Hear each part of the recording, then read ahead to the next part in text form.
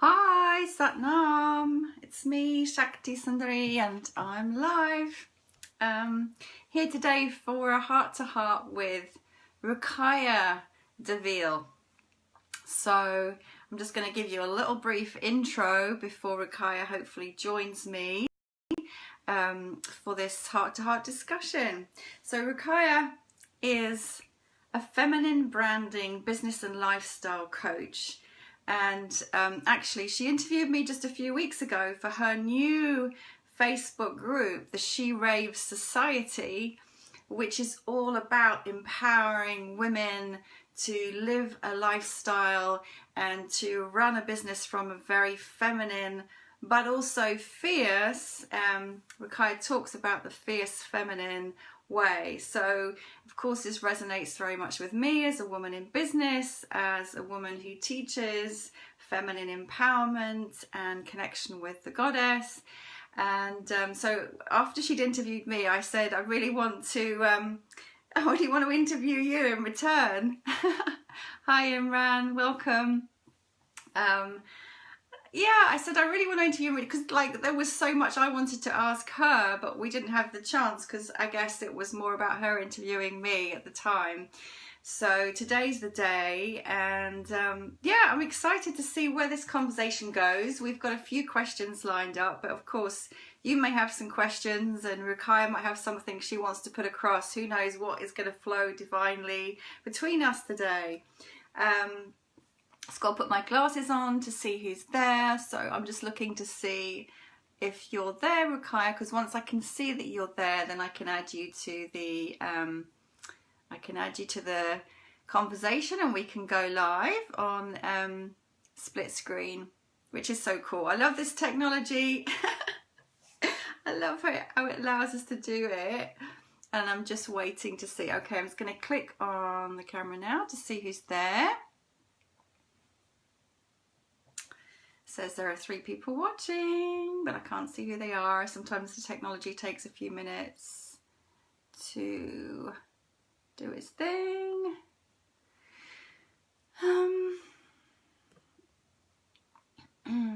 Are you there, Ruqayya? I'm just typing on my computer. There she is. Great. Gonna bring you on camera,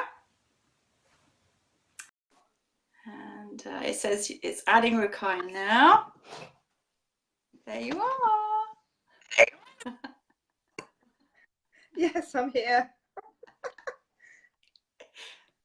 Every time this happens, is my first time. This is like I'm a novice to this Facebook split screen live thing going on.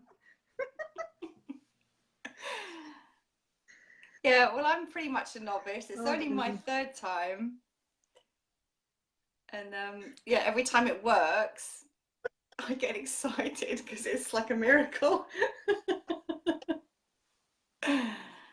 How you doing? I'm doing really well, actually. I've had a weekend just been in my surrender mode of like taking a breath and having one of those times where you just totally, disconnect from everybody and just be with yourself, Yep. To spend the morning meditating and writing, and so I feel actually quite zoned in, not zoned out, which makes a change. Yeah. I feel like yeah. a lot of people are a lot of my friends anyway this weekend have been really going quite inward. So it seems to be a bit of an inward time for a lot of people. So, it flows. That's part of the feminine way, isn't it?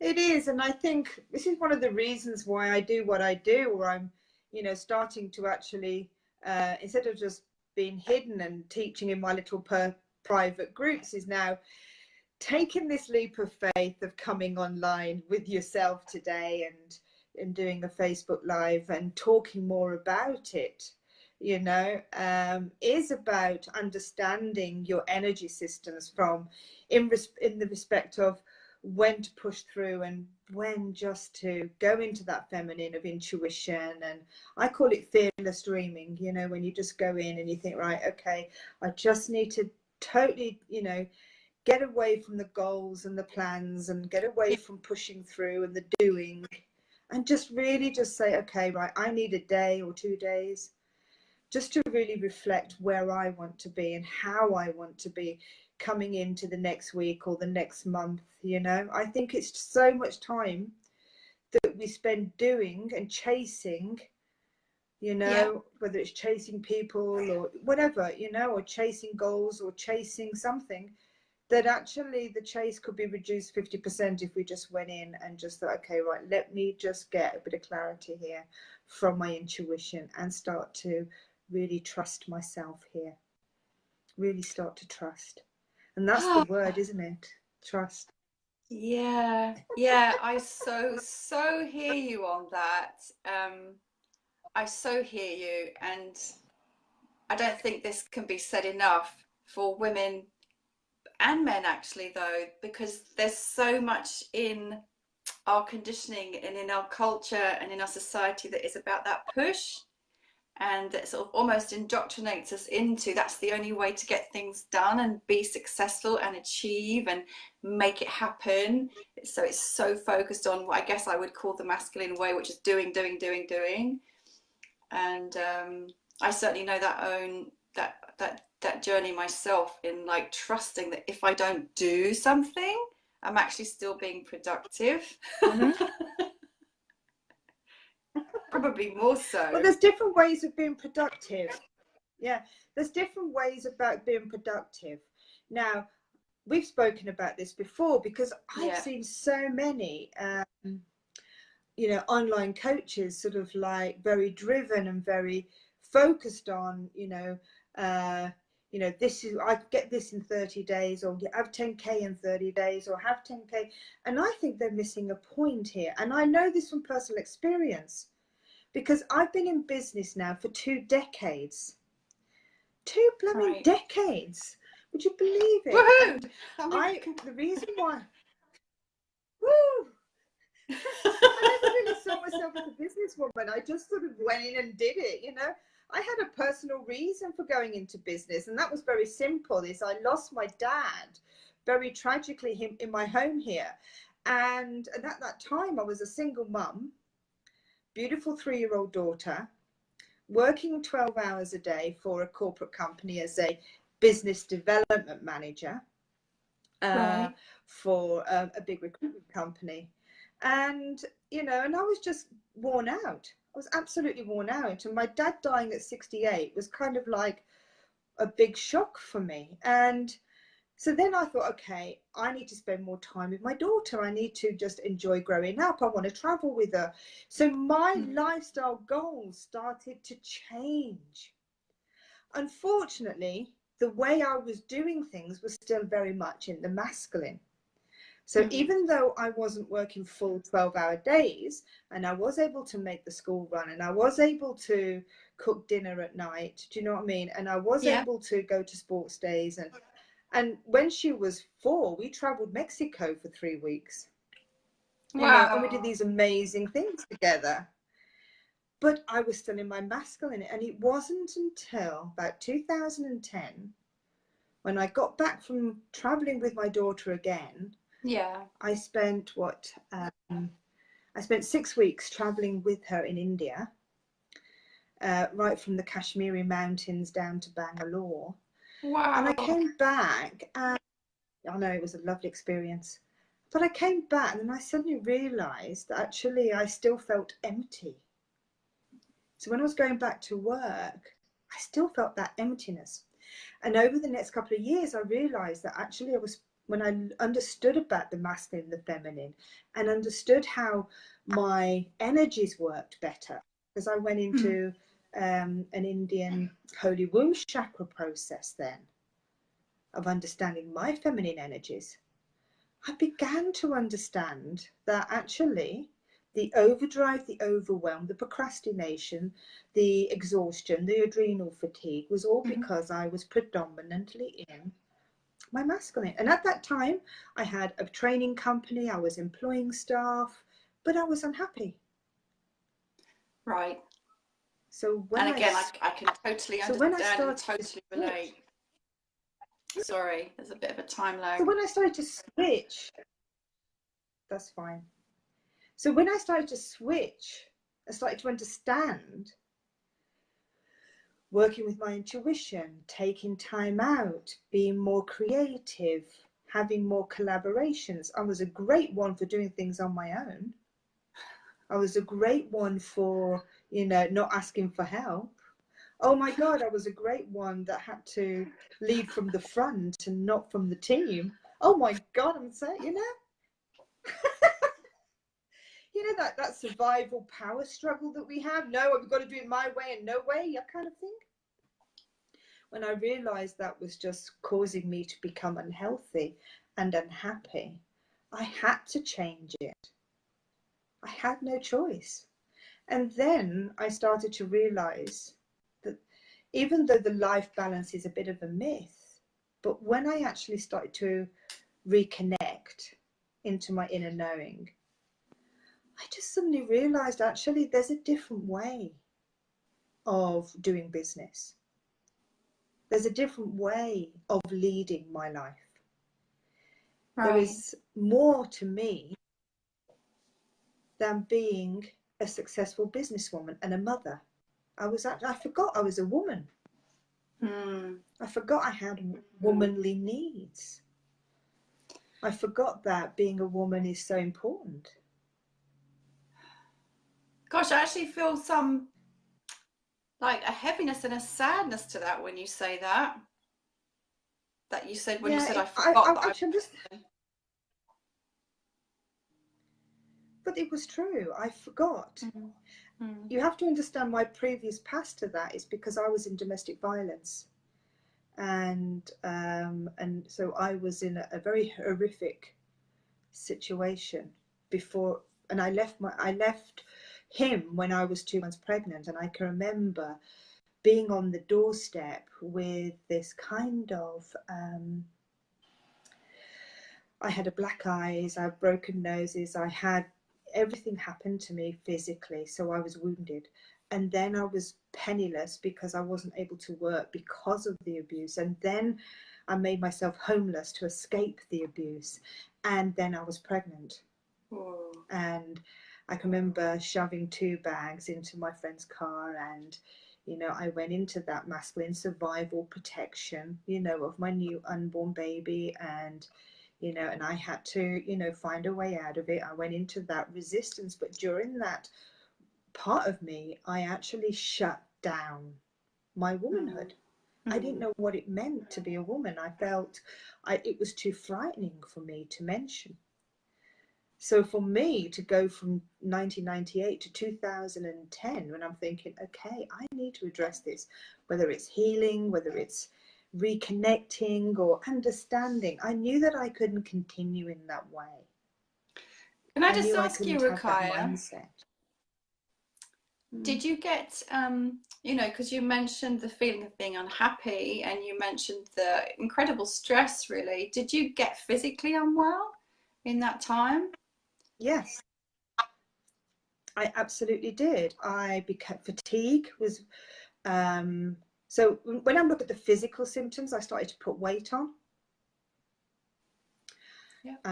I started to not eat properly, you know, not really honoring my body, mainly because I was disconnected from it. I was disconnected from my sexuality, my sensuality, because I just didn't want to put myself out there. So I suppose, so therefore what actually happened to me is that I actually looked very drained, very grey. I mean, if you saw a picture of me, you know, in that time, you would see an old woman. I looked older. I looked about 60. And I could, you know, I was just physically and emotionally drained. And I can't call it depression, you know, but it was kind of like that low mood or not feeling alive and not feeling, who the blooming heck is who is Ruqayya Daville? I haven't got a clue who she is. Because the abuse and the masculine just sort of like purged out the feminine, pulmonated the feminine out of me, so that I only knew one aspect of myself. So the feminine has become really the core of all my work and my teachings now, just purely from my own experience, that the feminine, and I'll be honest with you, my cousin the other day said to me, why are you just mentoring women? Yeah. She said, why don't you mentor men? And I said, well, I have more fun with women. I like being around women. I like the way we communicate. I like the way we problem solve. I like the way that we pull up on our bullshit nicely, and sometimes a bit viciously. I know, but you know, there's an energy about being in a woman's circle that you don't get in a mixed circle. It's almost like there's no boundaries. That you know, you can be yourself. You don't have to. You know, you can talk about your sexuality. You can talk about your dreams, your visions for your life. You can talk about the problems of being a woman in menopause, you know, without, and they fully get you. And that's what I enjoy about working with women is, and when they tap into their creativity and their cycles and their flow and their leadership and work out what their own rules are, it's a joy to watch. It's a joy. Ruqayya, I want to ask you. Now I understand. Sorry, go on. I was going to say, now I understand. I wanted to finish up because with the masculine and the feminine, it's not just the feminine taking over. It's about bringing the whole of the aspect of you. See, the feminine to me is the wholeness. It's about bringing the whole of you to the table, your masculine and your feminine, and knowing how to navigate them. I still go into my navigate. I navigate into my masculine. It's my default setting. You know, I'll be honest with you. Sometimes when I've got a lot of things on, I'll go straight into that. But then I'm more aware now, saying, okay, now I need to go to surrender. And that's a skill to be learned. Sorry, I interrupt you. Well, there's a bit of a time lag. So, yeah, I was going to ask, you know, because you've described it so well, that sort of really being in your masculine and how that depleted you and how you weren't happy and, you know, you were physically, mentally and emotionally unwell, really. But was there something that happened that gave you a wake-up call? Was there somebody, like, how did you begin to sort of switch on that awareness of your feminine? Like, where did the calling come from? Was it somebody? Was it something? Was it a book? Was it an experience? Like, what happened to begin that process for you of like turning and remembering you're a woman, and then sort of deepening into connection with your body, with your sensuality, with your intuition? I would say when I got back from India in 2010, I took 6 weeks out of my business, travelled India with my daughter, and when I came back, I became more aware of the shift of the void, the emptiness I was feeling. And then about a week later, I met this amazing woman, and she took me through a process called the Holy Womb Chakra. The Holy Womb Chakra. Chakra, yeah. It's by a guru, an Indian guru called She Raves Society. And at first I was a bit dubious. I mean, come on now. Womb. I mean, I've been in the medical profession for a very long time. And when I did my nurse training, midwifery and gynecology were not my favourite places to be in. In fact, I avoided them. So they were, why am I doing this womb thing? And I think it was part of my healing. And I thought, should I do it? Shouldn't I do it? Should I do it? Shouldn't I do it? And it was chanting. And I'd already spent 4 or 5 years doing my Sufi work, which is working on my emotions and my heart. And I worked with a Sufi master for nearly 5 years, an Omani Sufi sheikh. and we're working on my relationship with myself, and we're working on my relationship with God, and working on my relationship to my spiritual practice, and you know, highlighting my intuition and my clairvoyancy and all of this, and developing faith and trust and surrender and compassion. So I just feel as if this woman was saying, okay, now it was taking me off a little bit of a tangent of my practice, but I thought, actually, there's something in this. You know, I have to go back to the fact that I've lost 3 children. I have to go back to the fact that I've lost, that I had a, you know, sexual injury, and I have to go back that I lost an aspect of me as a woman. So yeah, so then I did this chanting 2 years. 2 years it took me to complete the whole program. Oh, because wow, I think there's about 12 chants. Yeah, there's about 12 chants, and I didn't do them all at once. I took 2, and you have to chant them for, I can't remember now, 104 days, and then you have to connect in with your cycle, so the new moon and the full moon, and there were pujas and things like this going on. And during that time, at one point I saw this energy at the bottom of my bed, which sounds a bit crazy to some people, but I believe that's the Magdalene energy. Okay. And it's almost like the Mary Magdalene energy, or the Magdalene energy, was right at the bottom of my bed. I could see the light, angelic energy. And the next minute, I could see all of these sacred geometries. So during this time of opening up the space, yeah, so let's not look at it as a physical womb, right? Let's just talk it as a space, an energetic space of creation. I started to bring that focus back into my body, and bring that focus back into what the feminine meant. Then I was drawn to a lot of feminine teachers. Some I resonated with, some I didn't. Shakti Malan, oh my God. Yeah. That was somebody I actually resonated with, 100%. Yeah, also my teacher. Yeah.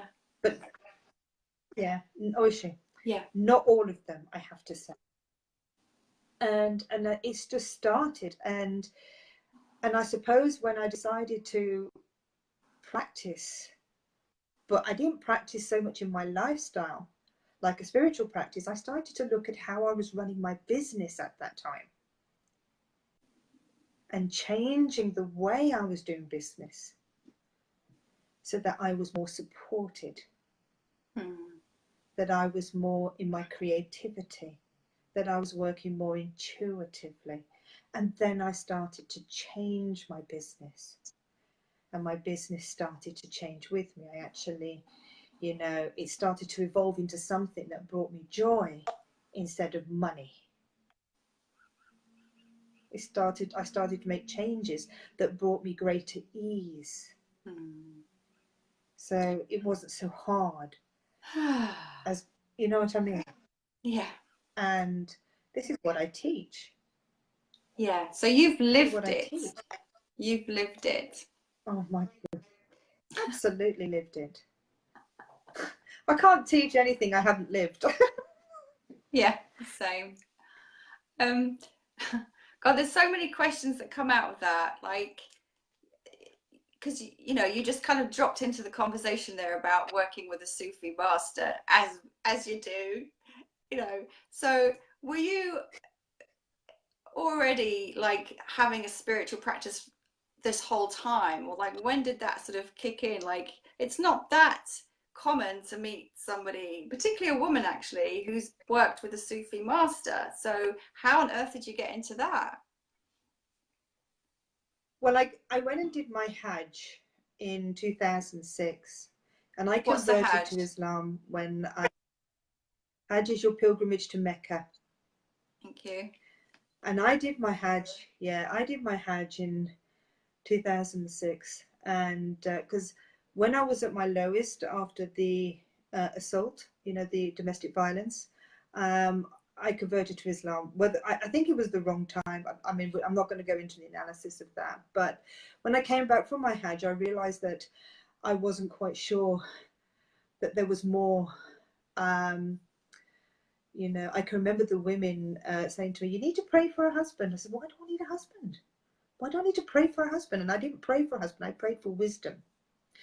And I can remember I was just praying to God to say, just give me wisdom, just give me something, just give me my calling, give me an understanding where I need to be, and don't make it a husband, because I don't think that's my priority at the moment. Anyway, and I was like, you know, and because I said, just give me the wisdom. And then about 18 months after I've done that, because I came back a little bit disillusioned, and that's another subject altogether. I don't want to get into it. Okay. And I thought there's more, and I was feeling there was more. But I met my friend, said, I know somebody you need to meet. So I went all the way to Birmingham, in the most spiritual place called Spark Hill. Not. Anyway, it was this man. And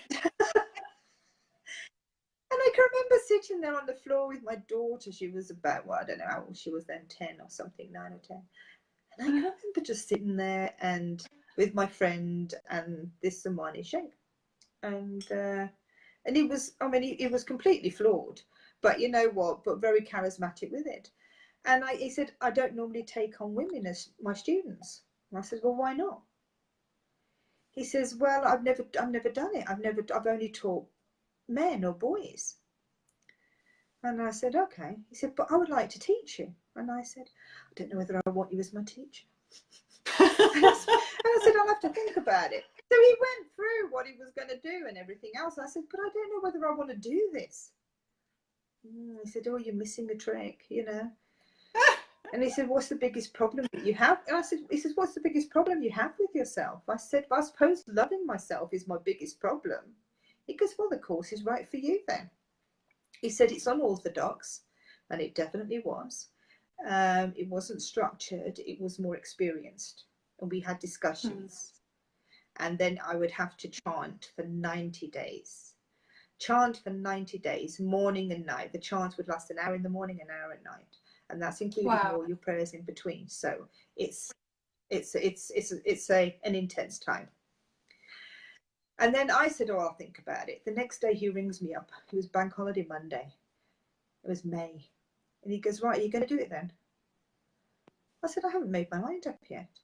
He goes, well, it's up to you. I said, okay, let's go for it. So I did it on a whim. Did it 4.5 years on a whim. I mean, he was a flawed character. I'm not going to say anything, but he took me through a really intense program. I mean, you know, the fasting and, you know, the hibernation and, you know, 3 days of not communicating, the silence practice. I mean, there was so much that you had to practice.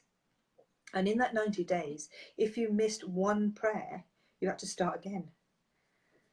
Right. So luckily I didn't.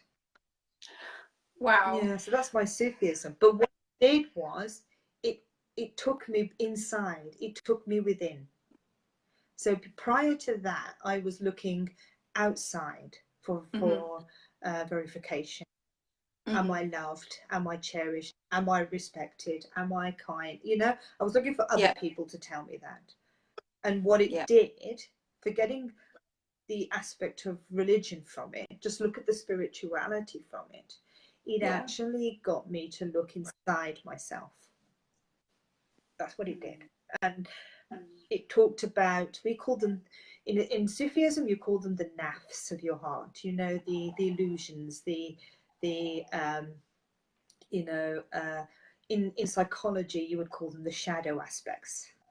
Because I did my degree, because I did my degree in psychology. Well, I did it in health sciences, and part of it was psychology. In psychology, you call them the shadow. We call them the nafs, the shame, the guilt, the greed, the avarice, the ego aspect of yourself. So the journey of a Sufi is to polish your diamond, fire up the heart, come from love and not fear.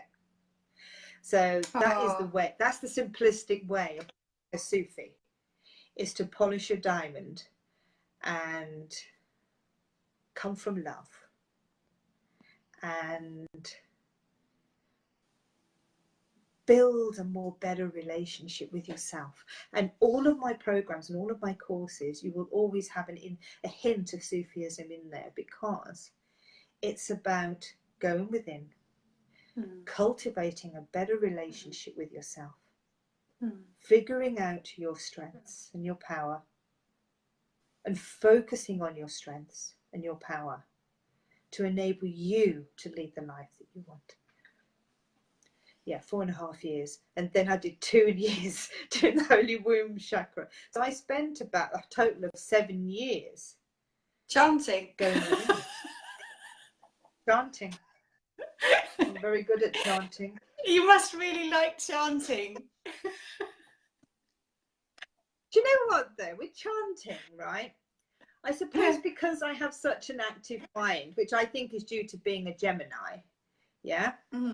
I have such an active mind. My mind is so quick that actually I think chanting was probably the only way to quieten this mind. Because what you're doing, there's two things, right? There's two things going on, right? When you've got an active, overactive mind like I have, and you know that's the masculine at play here. Yeah. Come on now. Yeah. You know? So to get me into my heart took 4.5 years. It didn't happen overnight. So even you're looking at it, you know, to get into here, and is, how can I say, it's a long journey, but actually it's the most powerful journey. And I still go flicking into the Gemini bit, the mind, the active mind, and then I have to be consciously bringing myself down. But you know, when you're looking at this, it's just a powerful journey. But it doesn't matter. If you look at all religions and all spiritual practices ask you to do the same thing. Yeah. But it took seven years for me to learn the knack of going in, and part of that is chanting. But another thing about chanting is that it's the vibration of the words and how it affects your body and the water in your body. And so it does have a resonance when you chant as well. Yeah, I get that very same thing. And we do a lot of chanting in Kundalini yoga, which is one of my practices, and so I understand the power of sound and the power of vibration. It's also like, I'm just about to ask you a question and then you give the answer, so it's like you're reading my mind at the moment. It's really weird. It's like, oh, she's doing her psychic thing on me, because I was just about to ask, you know, obviously this this chanting has had a phenomenal impact. And then the next question for me is, okay, but then so how did you go from the chanting into the body and the sensuality? Like, how did you make that connection? Because the body and the sensuality is such a big part of the feminine. So that, but you've kind of started that answer already now, but go a bit more. Yeah, I still, if I'm being honest, I'm still working on it. Because I still have a disassociation with my body, if I'm being honest. Yeah. It's so easy to ping out. You know, I get kind of like disenfranchised sort of in a sort of way with my body. I'm just like, I don't know what happens. I'm still healing an awful lot of my relationship with my body. But I have connected in very beautifully with my sensuality and intimacy. That I can do, but I wish it was more unconscious rather than consciously done. Because what I tend to do is with my body, and I've only started to exercise and do yoga over the last few years, because in 2015 I nearly died in a car crash on the M25. And that certainly took all my soul out. My soul, I felt, went out my body on that car crash on the M25 as I hit the barrier. And when it went back in, I don't think it went back in properly. So, and I had to work over the last, but I've been doing a lot of yoga, and I've been doing a lot of you know, I started to dance stupidly in my office here. Why And then I stupidly? got Gabrielle. Well, it's a sight for sore eyes. Anyway, I don't. You see these women on Instagram and they're doing all of that, like you did the other week with Like me? burger or something. I think I'm sure. Like you, and you just go like that, and you're putting it on live or a video, and I'm thinking, how the hell can they do that? I mean, I'd be worried that I'll be shaking and wobbling in every direction there is possible. But I do it privately in my own, and I started to follow Gabrielle Roth, Sweat My Prayers kind of thing. Quite Yeah. liked her work, so I put that on, and the wave, and it's still a work in progress, really, but yeah. But yoga has definitely helped me to get back into my body and to understand my body. And then what I do as well is I started to say, I went through practice for about 3 months of saying, I love you to my body. So I started with my toes and worked up. Yeah. And then when I got Yeah. resistance, then I think, oh God, what shall I do there? Shall I ignore it or should I go in and find where the resistance is? But I'm doing my best with my reconnecting with my body. I think I'm very, very focused on my health for the next year. And part of that work that I plan on doing for myself, my personal self-development, is to reconnect more with my body. I appreciate it as a vehicle of love, but I don't always, I have a love-hate still. I haven't fully embraced my body. If I'm being honest, it's a work in progress. Yeah. But what I have embraced is the feminine in my life. That is totally there now. That's embodied. You used that word the other week, embodiment. Yeah. And is there a practice that you're continuing on with? Like, what's your chant now? What is it? Well, I have got a chant, but it's a Buddhist chant now. I thought I might as well go through all of the religions actually and the spiritual practices. So I thought I might as well. So it's what is it? Namayo Renge Ho. Yeah. So it's a Buddhist one that I'm doing. So yeah, I'm doing that every morning, and apparently it is. I'm learning about it from my friend Shilpa. Shilpa said, "Oh no, just do it with me. You must do it." And she's a great believer in the. But it's talking about the human. There's actually no spirituality attached to it. It's actually a chant that actually awakens up your highest potential. From what I understand, I'm still learning about this chant. But it's about your potential and your highest potential. It's about tapping into your own power and your highest potential. So that's what I'm doing at the moment. And obviously my yoga in the morning. Mainly I do my yoga because if I haven't done it, you haven't done my stretches first thing in the morning, I'm terrible for the rest of the day. I mean, I'm aching. So it's more of a medicine. Yoga is my medicine. Now I'm trying to make food my medicine. Yummy. I'm trying to make love to food, but I'm having difficulty with that. I've just made, lentil curry and a little bit of rice, and I'm just thinking I need to put love into this. Cooking is not my forte. Oh, well, we can't be everything. I mean, that's another thing of the feminine and the single parenting and trying to be, the perfect mother, the perfect householder, the most successful entrepreneur. I mean, God, we can't do it all. Like, and I love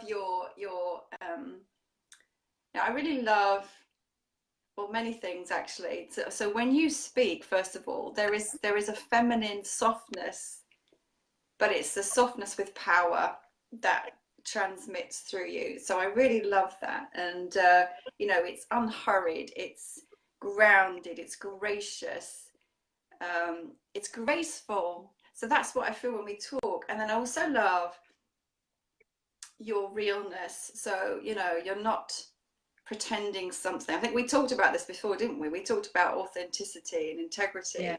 You're not pretending to be something. You're just real with it in all that you are, you know, in your beautiful wholeness. That includes, you know, like you're saying, there's bits that you're working on and this bit you haven't figured out yet. And that's how we all are, isn't it, really? You know, nobody's got it all Figuring out figured is the out. term of use, dear. We're all figuring it out. You know, no, none of us, listen, right? If anybody tells you they've got all the answers, then you know that's the ego and the bullshit working. You know, we're all figuring it all out. You know, that's the joy. Yeah. If I had it all figured out, I'll be very boring. You know, I'll be going into my masculine lecture mode, which can happen. Oh, yeah. You've got to do it this way. I know it's going to work for you. I'll give you this blueprint. I'll give you this cheat sheet. This is going to make you 10K. I mean, come on now. That's not going to work for some people. May work for some. You know, we're all figuring this out. But you know what the joy is? Is figuring it out as a collective, as a collaborative. And we're figuring it out together. Yeah. Unashamedly, unapologetically. And we're saying, I have some of the answers, but I don't have it all. But if I don't have those answers, I'll try and find someone who does.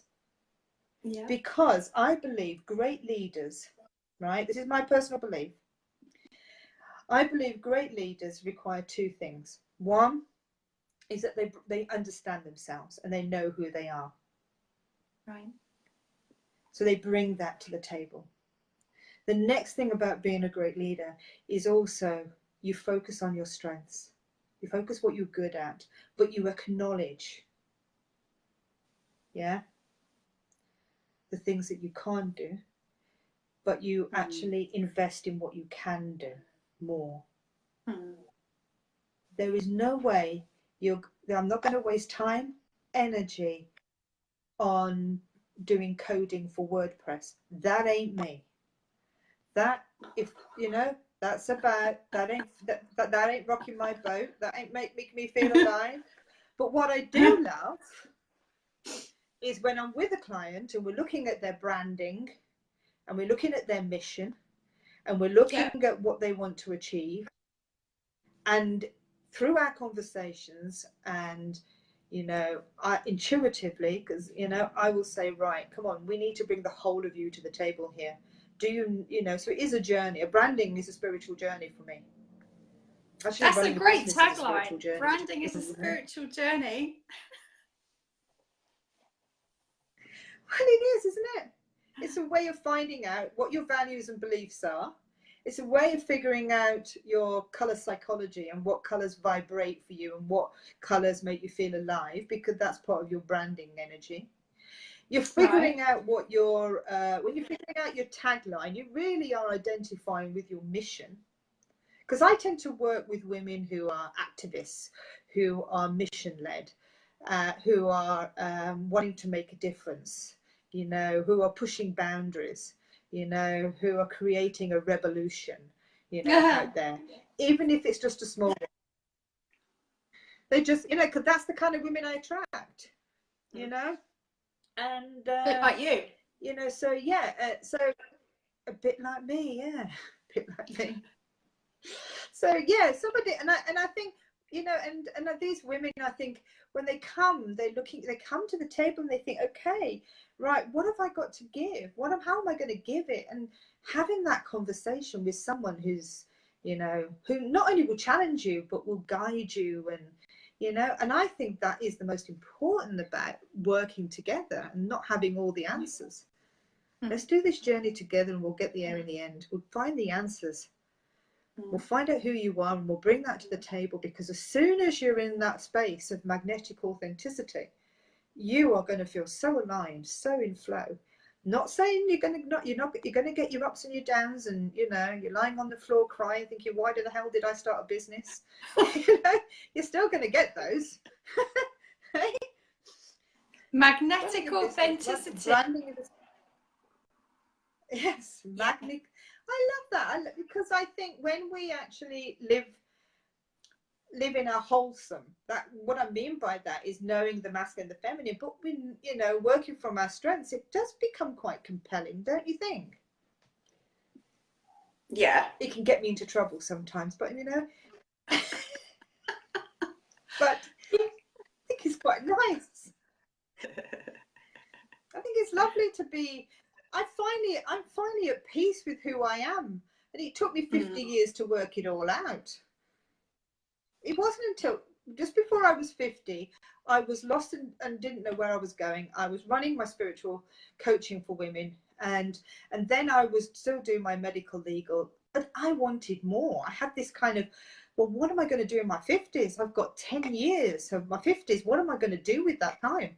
You know, at that time, I thought my daughter's nearly time to go to university, even though she hasn't gone yet. You know, I mean, and I was thinking, well, where am I going to be? So then I thought, okay, I was in Delhi, like I am. I'm there, you know, I do spend a lot of time in India. I went into this temple. In the temple, I sat there on my own. I went to Rohini, it's the Sai Baba temple. I thought, I'll go to this temple. And at the back, you know, there's always like the main shrine, and then there's loads of shrines around in India, you know, and then they've got all the goddesses, and they're all gods, and they're all dressed up. And I went to the section of the goddess, and I'm sitting there. I said, right, come on, girls, what are we going to do? What are we going to do for the next 10 years? As if I was expecting them to call back at me and speak to me. All these Durga Kalis, was it Saravati or whatever? Yeah. And I'm thinking, right, what are we going to do? Come on, girls, what are we going to do? What are you going to do? I love that. Come on, girls. And you know that inner, come on, girls, what are we going to do? Let's have a girlfriend kind of conversation here now. You know, I'm a bit pissed off. I'm menopausal, you know. I've got to do something with my life. What's the mission? What's my mission for the next 10 years? As if I was expecting it to suddenly appear. But actually it did. Because what actually happened was I just got this sense of, you'll figure it out. But it was like, no, you just got to teach what you've experienced. Your words will become medicine. Your words will become medicine. And your experience will evolve the wisdom. So, and you have everything within. All of these archetypal goddesses, Durga, Kali, Sarasvati, you know, Shakti. These are just part of the feminine archetypes, the energy and personality, and the roles they take within us. We're all a multitude of all of it. You know, at the end of the day, you can't make women black and white. Well, anybody. You have to be anybody, yeah. We're multifaceted, multi-layered. Sometimes I will, you know, I like green tea. Sometimes I like builder's tea. Sometimes I will dive into a healthy snack.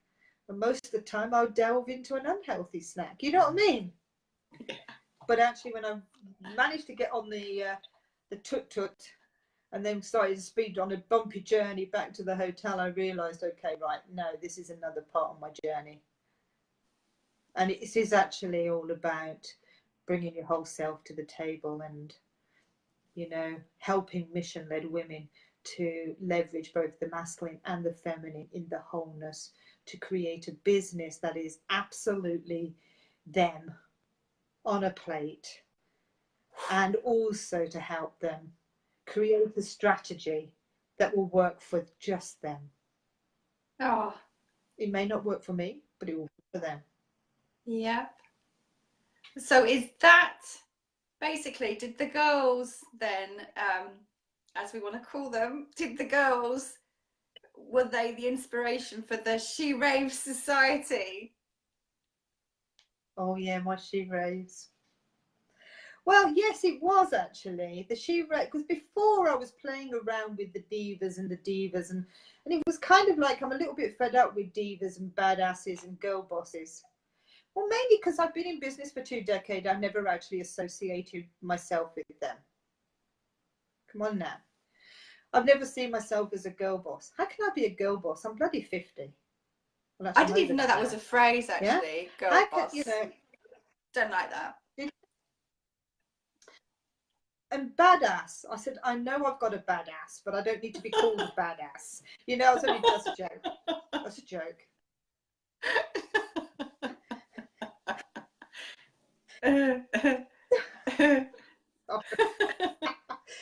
So then I'm thinking to myself, right, you know, I want to have a group, but, you know, I mean, I've had so many groups, I'm thinking, this ain't working for me. This isn't working for me. And then I actually decided, it was last year, I decided that actually I think I need to call it the She Raves, because it's a celebration of women. So is it literally like raving, like She dancing? raves. A little Or... bit. I used to be good at raving and dancing in the 90s with Wellington boots on. And you know, when you were waiting by the phone to see where the rave was going to be in the early 90s, I can remember doing that in my late 20s, early 30s. And then you get, right, it's going to be in this warehouse or whatever. Then you all just clambered in the car and you went. And then the pop-up rave movement, that was in its early days, okay? I don't, you know. Some I people missed may it. I not didn't remember do that it. time. But, you Oh, know, yeah, so then I don't know how. I don't you know what I got your was doing. Wellington boots on or whatever.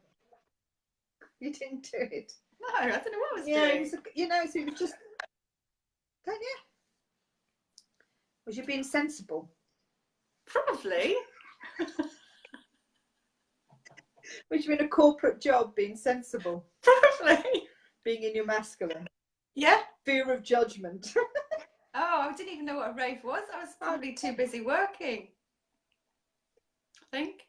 Yeah. Well, you know what, I did go, well, I learned, I was in domestic violence, so I wasn't exactly free at the time, but, you know, I did experience some moments. And in that moment when I was at this rave, I thought, I'm free. I wasn't, because I was in this relationship. I felt free and I felt alive and I felt, you know, I felt just a glimpse of the woman that I was in that moment. And when I decided to call it the She Raves Society, it was actually the emotion that I felt. It's not so much the name of raving, it's the emotion that I felt in that moment. Is I'm celebrating my life. I am. What freedom does it mean to you? You know, I'm liberated. I'm totally in line with who I am. I'm accepting all my faults. But I'm celebrating. I'm celebrating my clients. I'm celebrating my wins. I'm celebrating, you know, that I managed to get to a body pump class and lasted an hour without flaking or wanting to give up. Yeah, I'm celebrating the fact that my daughter's going off to Sri Lanka and doing her charity work in, you know, with elephants for a month. You know, it's about celebrating, and we don't do that enough. We're too, yeah. So this She Raves Society is predominantly for women who are mission led. So, you know, for women who, you know, either have a kind of like an activist mindset or a creative mindset, a spiritual, soulful consciousness kind of vibe to her. She wants to have her success on her own terms. She wants to, you know, to step into the new way of being, really, and, you know, but still be successful in her personal and business life. I can't just say it's for business. I actually say it's a journey for both your life and business. I tend to work with women who are creatives. I've got a couple of girls that are artists. I've got one that is all about retreats. You know, one of them is a graphic artist, designer. You know, there are many people that you know, that seem to be curious about a new way of doing business from the feminine, the wholeness of the feminine. It's just a different way. So when I do my, you know, when I'm with my clients, I'm all about two things: whole self at the table and working with their strengths, because when they do that, they will figure it out how to create a business or a life that works for them. Do you feel like what you're doing is like on the cutting edge? Do you think does it feel like it's something that's still very new in terms of, you know, clients coming to you, You know and what? No. No. Is it cutting edge? The feminine has been around for a very long time, honey. It's just that we've just paid more. We've just been programmed or spent too much time with our shoulder pads on from the 80s. Do you remember that time? Yeah, I do remember that. I had them. Put the shoulder. Yeah. Yeah, so did I. Power shot, power women, we're gonna be a man in a man's world, and forget that actually the shift is already happening. I can't say it's cutting edge of what I'm doing. The shift is already happening. Even for men to actually start to tap into their feminine aspect of who they are, their creativity, their intuition, because it's a wholeness. It's not just separation, it's a wholeness. Right. And I was going to ask you that. It's all about wholeness. Yeah, because your Kundalini is all about, I've never done Kundalini. I've never done it, okay? But I know that, for what I've understood, it's all about oneness and wholeness and bringing the whole of oneness to the table. Yeah, I mean... What I am doing with that thing... Yeah. Go on. No, carry on. I can talk. That's my biggest superpower is I can communicate. Perhaps too much. Plus you're badass. And I'm sitting on my badass. It's flat.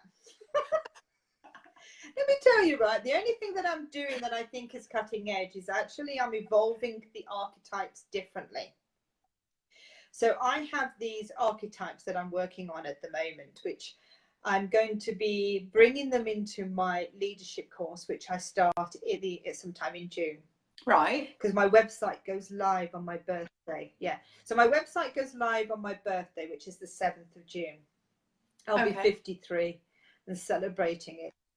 And so I'm going to celebrate it by bringing my heart and business energy to the website. So yeah, we're doing that. And then I'm going to launch my activist feminine archetypes, which is what I've been working on for the last 6 months, because I've been observing my clients and I've been observing other women, both personally and professionally, to understand actually what is the archetype that they're working from. Now, I love psychology and I love the feminine in many ways. So I'm thinking, actually, what is it they're trying to create? What is their mission? Which archetype are they using to ignite? What framework of archetypes are you using? Well, the thing is that part of it's intuitive. When I'm working with people, I have a tendency to get to the nitty gritty of some of where their talents are. So some, when you're working with a client, you automatically can feel whether they're creative or, and when you start to have a conversation, but that's where the magic happens. The magic happens when you just sit with someone and you have that conversation with them about them. I don't talk about myself, I talk about them. And then I get an understanding. And I think the archetypes are like a bottle of perfume. You have the lower note, the middle note, and the higher note. So we always have our default setting, which is the lower note. Yeah. So, I could be, I call them the luminaries, which is the people that, they're luminous. They see everything as a possibility. Yeah. They see beyond the boundaries and the walls, And then I've got my middle bit, which I would say is probably the queen energy, which is I'm in my sovereignty. I know where I'm going. I know who I am. I know what I'm about, and I am going to mentor, teach, coach guide, whatever. Yeah, I'm going to Mm-hmm. show up in my queen, my sovereignty. The one that I'm possibly aspiring to, which is your top note, I'm probably aspiring to be a legacy maker. Ooh. You know, to leave something behind. Yeah. You know, and then when I'm looking at the others, you know, I've got the humanitarian. Well, it's, even though I would love being in the medical profession to call myself a humanitarian, I would be lying to myself if that was my full archetype. I can dip in it, but that's about it. Mm. And then you've got the social activist. So there's more. There's more to this. I'm Right. only just giving you a flavour. So these But ones, actually, these are your creation. you know, so I've been developing. These are what I've been observing in women. Yeah, they're my creation. This. Right. They're called the activists. You see, they're the feminine activist archetypes. Because what is happening, right? You've seen it yourself. You know, women, whatever's happening in the big wide world, women are being called to say, yes, I'm going to take the rope of trust. I'm going to bring myself to the table, and I'm going to create a life or a business. It doesn't have to. I'm going to create changes, because it all happens within, and then all the little ripples affects everybody else, right? It doesn't mean that. So some of us will be talking about social change, and some of us will be talking about animal welfare, and some will be talking about eco, or somebody will be talking about changing the way we do education, or, you know, and we do this in small ways or whatever, or I just want to be a damn good mother. And you know what? If you put all your energy, your activist energy, which is called the humanitarian energy, is into becoming a good mother, well, do you know what? Good on you. It's probably not my best forte to be a mother, but only my daughter can judge me on that one, you know. But you know, and I think that's really important. Whatever it is you want to be, you can be. You know, but you're bringing a certain activism to it. Activism is a really strong word for me. You're deciding that there's something soul-led. It's our calling. I've got to do this. I'm going to be bloody good at it. I'm going to shine doing it, and I'm going to do it to the best of my ability, but I'm going to bring my whole self into it, because, you know, I want to bring that level of being into doing. It's where the masculine, feminine come in. Okay, I just want to ask you, like, I guess, yeah, bring this to a close, and just I'm just thinking, there's so much more I could ask you, but right now as we're talking, I just, a couple of my friends have come to mind who are women who are starting out in their own holistic businesses, and you know, they've been in the mainstream, they've gone through that same thing that you went through, which is like the feeling of emptiness, the feeling of dissatisfaction, the exhaustion. They've trained in some new modalities. They're really passionate. They want to make a difference. They want to serve. But it's like making that transition now from the mainstream employment world to being self-employed, and like all kinds of doubts and fears. Can I do it? Am I good enough? You know, what would you say to a woman like that from where you are now? Well, I would say do it. I'm not saying give up your job. I'm not saying give up your security of having a 9-to-5 job, yeah? But I'm still going to say, right, find the right coach, find the right person to guide you, because you do need that right person to guide you, to take you from that work, corporate, whatever, yeah, into making your business a success. I also feel as if, you know, you do need to start surrounding yourself with women like-minded, you know, that can support you and, you know, inspire you as well, so that you have that, you know, community around you that can really, you know, really keep you accountable. And when you do, because you're going to fall on the floor, it doesn't matter. Let me tell you, even though I've been in business for 2 decades, I still have my moments of self-doubt. I still have my moments when I cry on the floor and I'm thinking, what hell am I doing? You know, that never goes away. What you have to do is pick yourself up and you say, right, what have I got to give? You focus on the why you're doing it. You focus on your values and belief. You focus on yourself and your brilliance and your charismatic, magnetic authenticity. And you say, right, I'm going to bring it to the table even though it scares me. But I'm going to do it in the pace that's right for me. I'm going to do it from a place of authenticity. I'm going to do it from a place of integrity. I'm going to do it from a place of fluidity. I'm going to do it a place from intuition. I'm going to do it that it's right for me and it's going to work for me. And to figure that out to begin with is hard. Yeah. But it's an experience that you learn. The first thing is that whenever you do anything from a business perspective, everything starts with branding. And I actually believe branding is a spiritual journey. And I actually think if you get that right from day one, you know your mission, you can vocalize your mission, the energy of the palettes and the signature style, you know, is you. Yeah. And you're clear about your brand story, you're clear about your journey, you're clear about how you're going to help them, you're going to clear about, you know, the kind of clients you want to bring in, you know, that is where you need to spend your money first.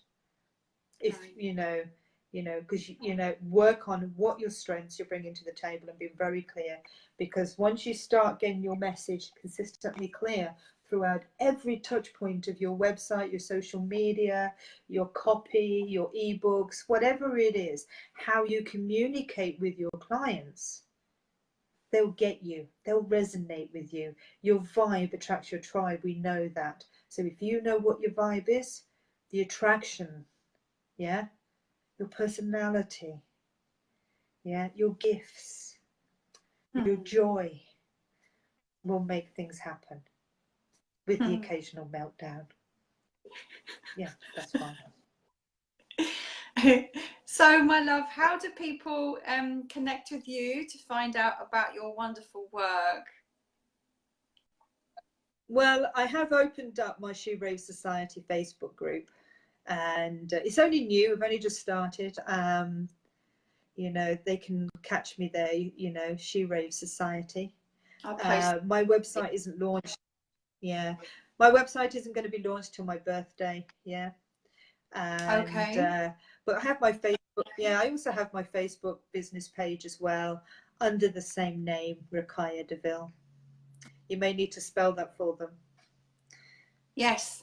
Ruqayya, and then Daville. So you're French. A-double-Y-A. What? Oh, double. So Ruqayya. Ruqayya. I misspelt it. I misspelt double-Y-A. it. Oh my God. Right. I'm a no, but I do editing. That's terrible. Ruqayya. D-A-V. Absolutely. Huh, I'm so sorry. I-double-L-A. D-A-V-I-E. Yeah. Ruqayya. Ruh means soul. Ayya means to rise. So it actually means the soul arise. The soul ascends. You rise above. That's so beautiful. And Daville, we all know what Daville means. Yeah, and Daville is of the town, but obviously I'm of the town. So obviously what happens then is most people associate that with Cruella Daville. I know. Yeah, I was going to ask you. Yeah. Yeah. I said, don't touch on the Cruella archetype. Yeah, don't touch on the Cruella Daville archetype because she's in there somewhere, but I try and keep her hidden. No, oh, thank you so much, Ruqayya. But yeah, so I'm building this group. So thank you. It was lovely speaking to you again. And just if anyone has too much.